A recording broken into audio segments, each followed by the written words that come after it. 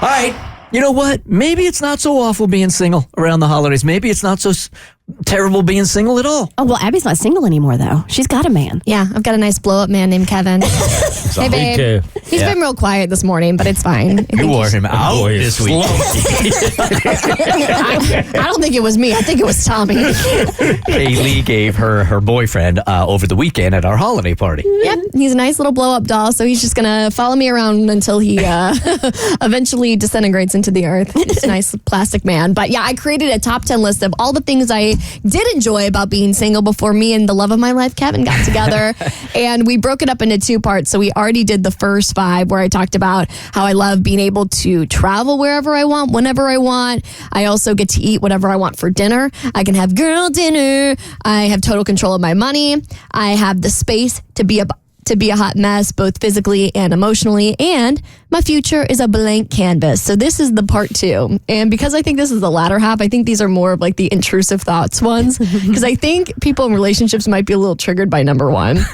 So my first one is that I don't have to worry about holidays or give up vacation days to hang out with a family that I don't like. You just hit 75% of our listening audience. No, I was thinking about the next 2 weeks that we're going to have for the holidays. And I'm like, wow, it's so great that I get to go home for 2 weeks and I don't have to entertain somebody's mother-in-law that hates me.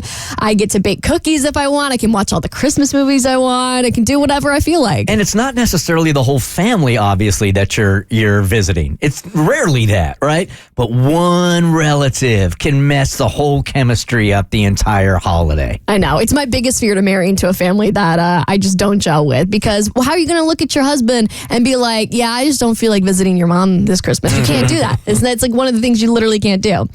Okay, the second one is a little bit more fun because I love being able to flirt with anybody who's available. I love going out to a nice bar or restaurant, and if somebody else is single, I love the excitement and the rush of like, this isn't going to go anywhere, but it's still fun to, have a little bit of sexual tension for about 30 minutes. It's so enjoyable, keeps the gears going. Some people don't let relationships stop them from doing that. But I do. I ain't going to be no homewrecker.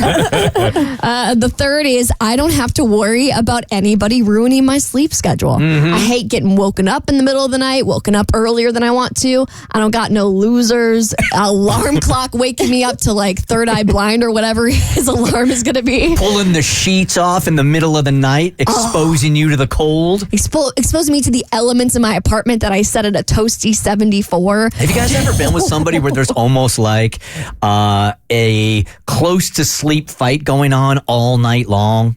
Where the sheets or the blanket goes on one person and then you're pulling it on you and it goes on all night long, all the time? Well, it happens occasionally, but it doesn't happen often. And I'm the one that steals the top blanket from my husband. And I don't even know how I managed to do that. I've been there. It's a fight every night. And no matter how big the bed is, for some reason, she is right next to me all the time, all night. I have never understood why people haven't done the life hack of just purchasing 2 separate blankets. You're already sharing the bed. It's already an intimate moment. Get your own blanket. Right. Problem solved. I don't know.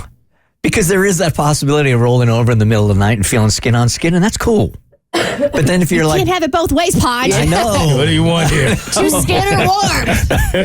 Okay, the next one is I love when I come home and I'm just not like a chatty mood. Maybe it's been a weird day or I just want to veg. I love that I don't have to come home and make small talk. How was your day? It was fine. I did the same thing. I talked to the radio, and then I went to Orange Theory.